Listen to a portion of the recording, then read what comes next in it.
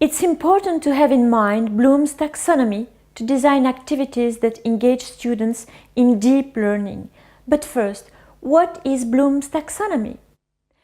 It's a very useful tool to promote higher forms of thinking in education, such as analyzing, evaluating, and creating.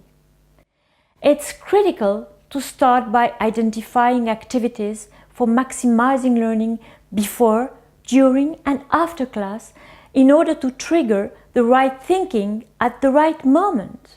In a classic stand and deliver lecture, students engage in the lower levels of Bloom's taxonomy. In other words, they listen to their teacher, take notes, and they try to remember. The upper levels of applying, analyzing, evaluating, and creating happen out of the class, and this is the hardest part. So, the hardest part takes place when students are out of class with no supervision, feedback, nor help from the teacher. And this is exactly what changes in a flipped classroom, where the easy part of remembering and understanding happens out of class. Flipping your classroom means designing all or only a part of your teaching, including activities at 3 different stages: before class, during class, and after class. These are my students taking a collaborative test. They are deeply engaged in their learning. In a flipped classroom, we want to go from passive students to engaged students, from dreaming and Facebooking students to students discussing and confronting ideas. Some of you might have already seen this video in the MOOC about the flipped classroom.